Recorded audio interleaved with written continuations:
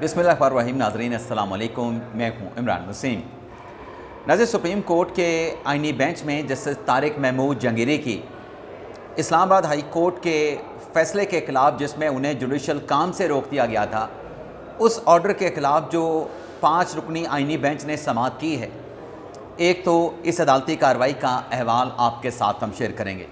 यानी अदालती प्रोसीडिंग क्या रही। अदालत ने आज जो ऑर्डर था जैसे जहांगीरी साहब को जुडिशल वर्क से रोकने का, उस पर हुक्म इम्तना जारी कर दिया। एक तो इस अदालती कार्रवाई का अहवाल आपके साथ हम शेयर करेंगे। दूसरा, हम बात करेंगे जब ये 5 जज साहबान सुप्रीम कोर्ट ऑफ पाकिस्तान पहुँचे तो माहौल क्या था, कमरे अदालत का माहौल क्या था, कमरे अदालत का माहौल अदालती कार्रवाई से पहले क्या था, अदालती कार्रवाई के बाद क्या था। लेकिन आज ये सारी डिटेल आपकी खिदमत में पेश करने से पहले एक तो आपसे दरख्वास्त करेंगे कि चैनल को सब्सक्राइब कर लें, बेल आइकॉन का बटन प्रेस करें, वीडियो पसंद आए तो इसे लाइक और शेयर ज़रूर कीजिएगा।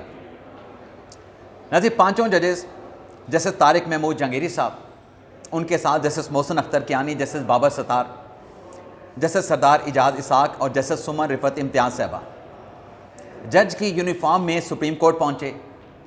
सुप्रीम कोर्ट का जो इस्तकबालिया है वहाँ से कार्ड हासिल किए आम लिटिगेंट्स के, साइलिन के, और सुप्रीम कोर्ट के कमरा अदालत नंबर 4 में पहुँच गए। अब ये 5 जजेस चलें, जहांगीरी साहब को निकाल के बाकी 4 जजेस जिनकी अदालतों में आज साइलिन के मुकदमात लगे हुए थे, उनके केसेस का कुछ नहीं पता कि जज साहबान तो यहाँ पे थे, तो उन साइलिन के केसेस का क्या बनेगा। क्या जज साहबान बाद में जाके अपनी कॉज लिस्ट सुनेंगे, अपने मुकदमात की समाअत करेंगे। दूसरा, नाजरीन, ये जो जज साहबान सुप्रीम कोर्ट ऑफ पाकिस्तान पहुँचे, क्योंकि ये गैर मामूली नोयत का, एक सेंसिटिव नोयत का मुकदमा आइनी बेंच के सामने समाअत के लिए मुकर्रर था, तो इस नोयत के जब माजी में cases supreme court of Pakistan में समाअत के लिए मुकर्रर हुए, तो हमने यहाँ पे सुप्रीम कोर्ट के प्रेमिसेस में देखा है कि मखसूस जो सहाफ़ी हैं वो उन सेंसिटिव, उन अहम नोयत के नेचर के, नोयत के जो मुकदमात होते हैं उससे जुड़े जो लोग होते हैं, उनके सामने माइक लेके पहुंच जाते हैं, उनके पीछे पीछे चलते हैं, उनसे सवाल पूछते हैं, सवाल के साथ साथ अपनी ओपिनियन देते हैं। वो बात नहीं करना चाहता तो उस शख्स के ऊपर सवालात की बौछार कर दी जाती है। मैं ज़्यादा दूर नहीं जाता, गुज़िश्ता साल अक्टूबर 2024 के महीने में जब काजी फायसा का आखिरी दिन था और वो सुप्रीम कोर्ट के जज और चीफ जस्टिस के ओहदे से रिटायर हो रहे थे, तो हमने यहाँ पे सुप्रीम कोर्ट के प्रेमिसेस में देखा कि हमारे साफ़ी हज़रात जो है अपने कैमरे और माइक लेके चीफ जस्टिस काजी फायसा के पीछे पड़ गए थे। उनसे सवालात से सवालात पूछे जा रहे थे और बेतुके बेढंगे सवालात पूछे जा रहे थे। लेकिन आज ये 5 जज साहबान यहाँ पे पहुँचे तो वो साफ़ी जो कि माइक लेके तैयार होते हैं, टॉक की आड़ में उस शख्स की तज़हीक करने के लिए, आज इन जजेस के सामने उस तरह का कोई माइक नहीं गया। इन जजेस से सवाल पूछने के लिए कोई साफ़ी नहीं गया जिसमें वो सवालात भी पूछें और ज़ाती नोयत के सवालात भी पूछें। तो मैं तो इसको ये कहूँगा कि जजेस को, 5 जजेस को सुप्रीम कोर्ट में बड़ा गैर मामूली नोयत का प्रोटोकॉल मिला, चाहे हमारे साफ़ी दोस्तों की तरफ से मिला। और फिर नाजरीन, जो जहांगीरी साहब की लीगल टीम है उसकी बात भी कर लें। कमरा अदालत में तो दलाइल दिए मुनीर मलिक साहब ने, लेकिन उनकी जो लीगल टीम है, जहांगीरी साहब की लीगल टीम में एडवोकेट आतिफ रफ़ीक शामिल हैं, एडवोकेट आबिद ज़ुबैरी साहब शामिल हैं, एडवोकेट मुनीर मलिक साहब हैं, एडवोकेट अली अहमद कुर्द हैं और एडवोकेट आबिद साकी उनकी लीगल टीम का हिस्सा हैं।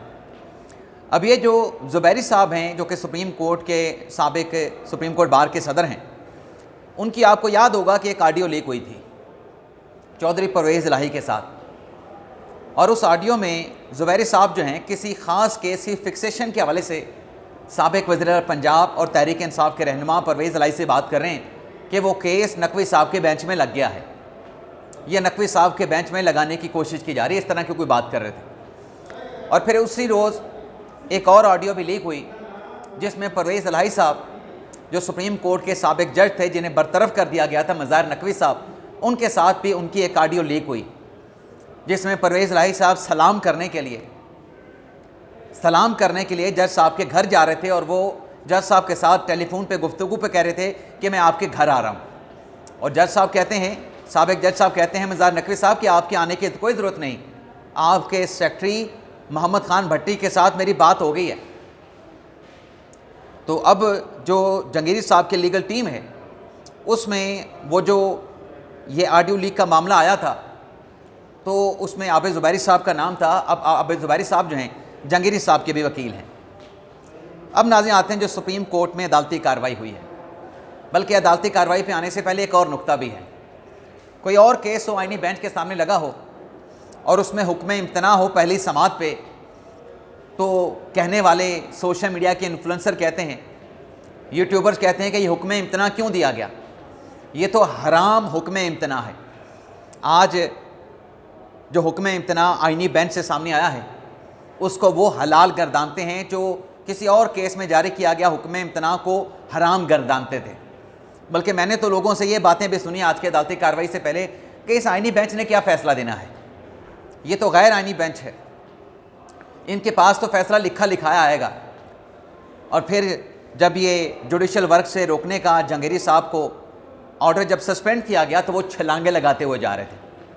जो आईनी बेंच के जजेस के सवालात के कंडक्ट पे, क्रेडिबिलिटी पे सवालात उठा रहे थे, उंगलियां उठा रहे थे कि ये कंप्रोमाइज़ जज हैं, ये लिखा लिखाया फ़ैसला आता है, उस फैसले को पढ़ते हैं।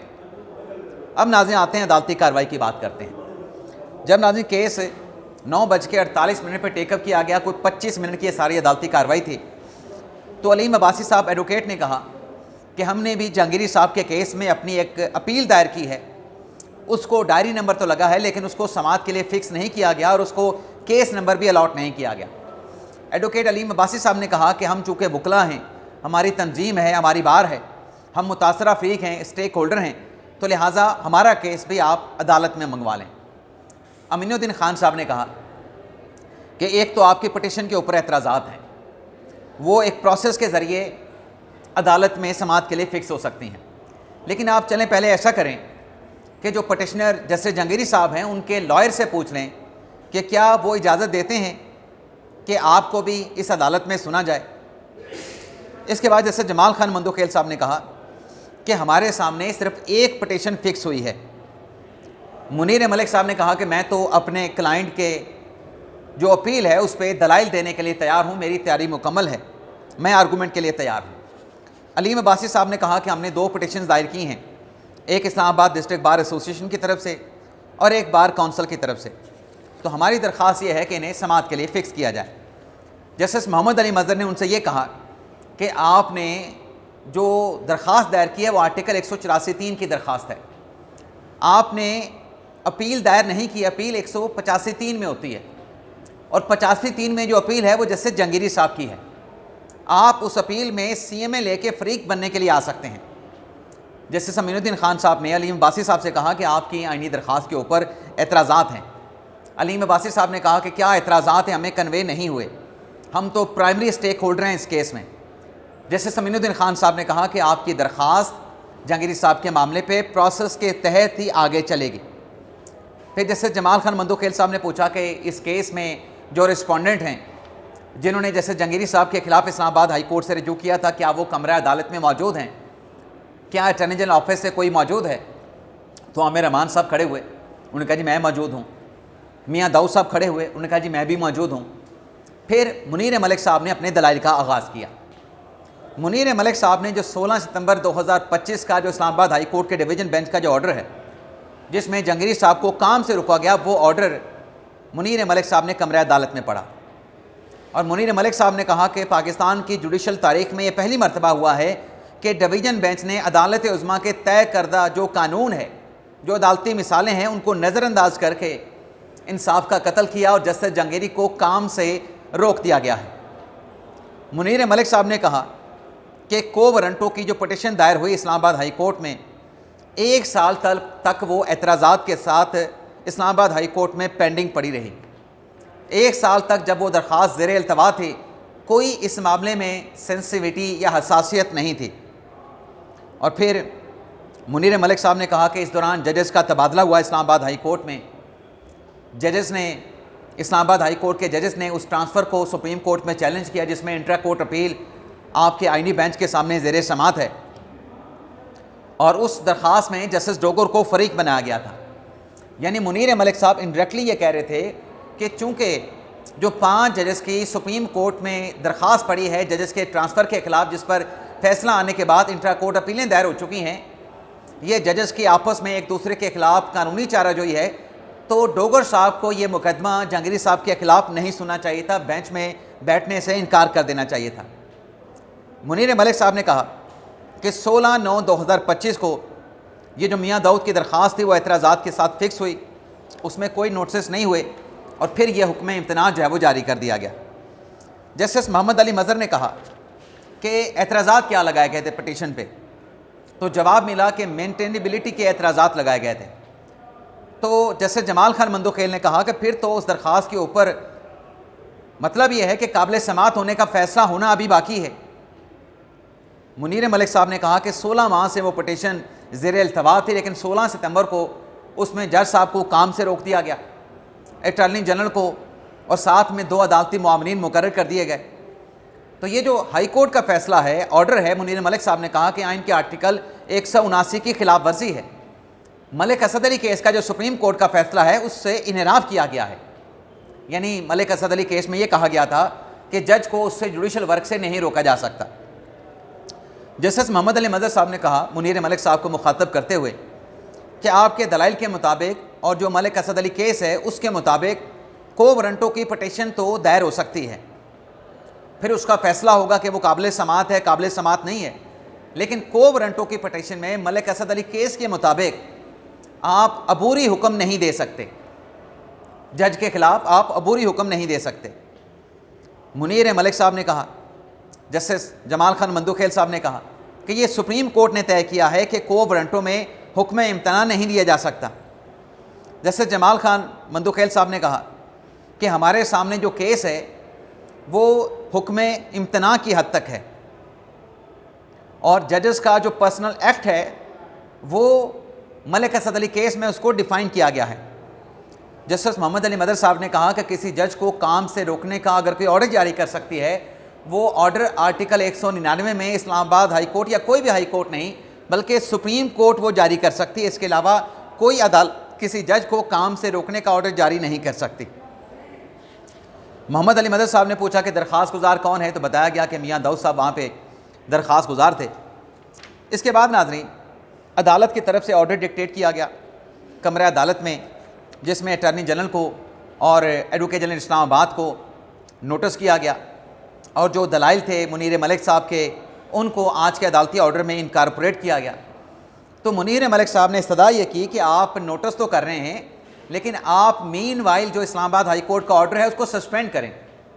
अमीनुद्दीन खान साहब ने कहा कि हम कल तक के लिए इस केस की समाअत को मुलतवी कर रहे हैं। मुनीर मलिक साहब ने कहा कि वहाँ पे एक्स पार्टी यानी एकतरफा तौर पे जज साहब को जुडिशल वर्क से रोक दिया गया, जिस पर अदालत ने कहा, अमीनुद्दीन खान साहब ने कहा, जमाल मंदोखेल साहब ने कहा कि अगर एक जगह पे गलत काम हुआ है तो क्या यहाँ पर सुप्रीम कोर्ट भी गलत काम करे कि एकतरफा तौर पे रिस्पोंडेंट को सुने बगैर हम हुक्म इम्तना जारी कर दें। फिर नाज़रीन जो मियाँ दाऊद साहब थे दरख्वास्त गुजार थे, उनकी तरफ से दलाइल शुरू किए गए। वैसे तो उन्होंने बात की, लेकिन उनके जो बात थी वो दलाइल बन गए, जिसमें मियाँ दाऊद साहब ने कहा कि मैंने अपने पिटीशन में मलिक असद अली केस का हवाला दिया था। तो जैसे जमाल खान मंदोखेल साहब ने कहा कि अगर आप तैयार हैं, और मोहम्मद अली मदर साहब ने भी कहा, तो आप आर्गू कर लें। तो उसके बाद नाज़रीन जब मियाँ दाऊद साहब ने कुछ बातें की, जिसमें उन्होंने ये कहा कि सुप्रीम कोर्ट के जज सजाद अली शाह को भी जुडिशल वर्क से रोका गया था। अदालत ने कहा कि सजाद अली शाह को जुडिशल वर्क से सुप्रीम कोर्ट ने रोका था। सुप्रीम कोर्ट ये ऑर्डर कर सकती है, लेकिन हाई कोर्ट इस नोयत का ऑर्डर नहीं कर सकती है कि बग़ैर नोटिस के, बग़ैर सुने आप जो है हुक्म इम्तना दे दें, जज को जुडिशल वर्क से रोक दें। इस बात की तो मलिक असद अली केस का जो फ़ैसला है सुप्रीम कोर्ट ने इजाज़त नहीं दी है। फिर इसके बाद नाज़रीन जैसे शाहिद बिलाल साहब ने एक सवाल जो है वो छोड़ा है कल के लिए, दोनों जानिब के वकला के लिए, यानी जहांगीर साहब के वकील के लिए भी और उसके साथ साथ मियाँ दाऊद के लिए भी, अटॉर्नी जनरल ऑफिस के लिए भी, कि आप ये बताएं कि जिस रिट पटिशन पे को वारंटों की दरख्वास्त के ऊपर एतराज़ात लगे हैं उसके अभी काबिल समात होने का फ़ैसला होना अभी बाकी है, तो किस तरीके से ये दरख्वास्त जो है इसके ऊपर इस नौयत का जो है वो आर्डर जारी कर दिया गया। अब जो शाहिद बिलाल साहब हैं जो कि ये कहते हैं कि वो कानूनी प्रोसीजर के मुताबिक अदालती कार्रवाई को आगे लेके चलते हैं, उनके हवाले से भी अलाप शलाप उल्टी सीधे बाकी बातें जो है वो की जा रही थी। लेकिन जब उन्होंने ये सवाल किया, उस सवाल पर भी लोग जो है फिर अश कर उठे कि जज साहब का सवाल ठीक है कि जब एतराज़ात लगे थे और काबिल समात होने का फ़ैसला होना था तो फिर इस दरख्वास्त को नंबर कैसे अलाट कर दिया गया। और मंदो खेल साहब ने कहा कि सुप्रीम जुडिशल काउंसिल का जो इजलास है वो 18 अक्टूबर को बुला लिया गया है। तो अब नाज़रीन इस केस की जो समाअत है वो कल होना है और कल इस केस का आईनी बेंच जो है वो फैसला कर देगी। तो ये था नाज़रीन हमारा आज के अदालती कार्रवाई के हवाले से, अदालती माहौल के हवाले से वीडियो लॉग। आपसे इजाज़त चाहते हैं। अल्लाह हाफ़िज़।